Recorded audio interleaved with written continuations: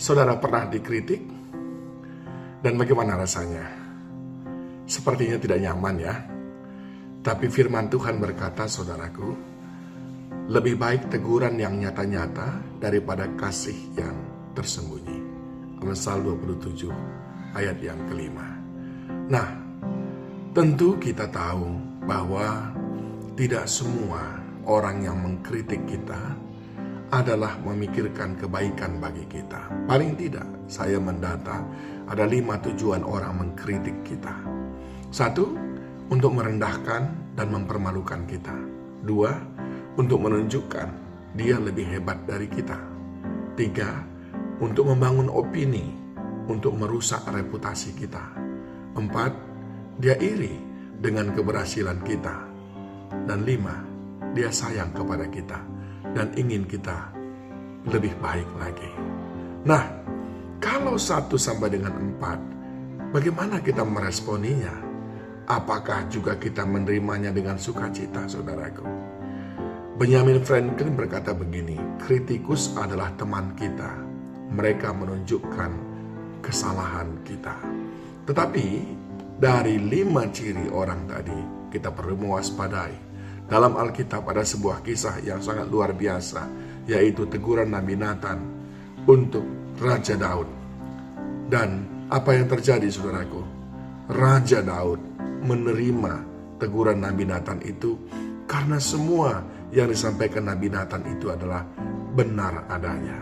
Oleh sebab itu, saudaraku, kita perlu mengembangkan 3 sikap dalam menanggapi kritik dalam hidup kita.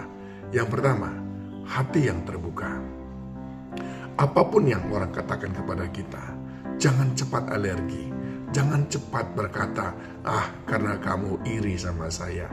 Sebentar dulu, saudaraku. Mungkin maksudnya baik, seperti Nabi Nathan datang kepada Daud.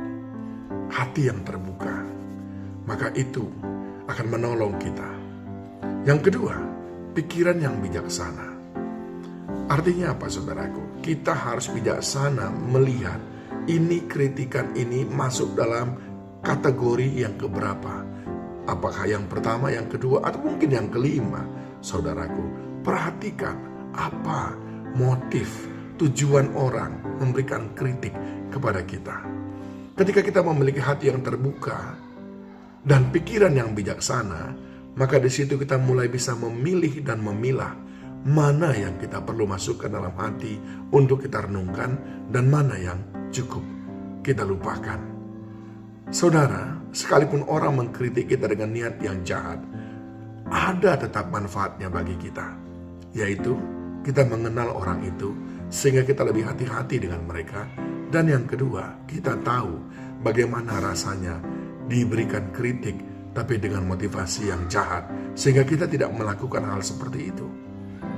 Nah, yang ketiga, saudaraku, yang pertama dari hati yang terbuka, 2 pikiran yang bijaksana, dan yang ketiga adalah tindakan yang tepat. Apa yang dimaksud dengan tindakan yang tepat? Abaikan kritikan-kritikan yang masuk dalam kategori 1 dan 4, yang sifatnya hanya melemahkan kita. Katakan kepada mereka, thank you, but no. Dan yang kedua, saudaraku, ketika kita berbicara tentang tindakan yang tepat, kalau kritikan itu benar adanya, katakan kepada mereka, thank you and yes. Artinya kita akan mengambil langkah-langkah untuk memperbaiki diri kita.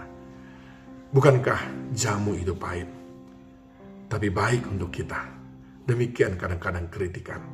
Winston Churchill berkata, kritik bisa tidak menyenangkan, namun itu diperlukan. Sama seperti fungsi rasa sakit di dalam tubuh kita, kritik bisa sebagai penanda di area yang mana kita perlu memperhatikan hidup kita. Mari miliki sikap hati yang terbuka, pikiran yang bijaksana, dan tindakan yang tepat dalam meresponi kritik. Tuhan Yesus memberkati saudara.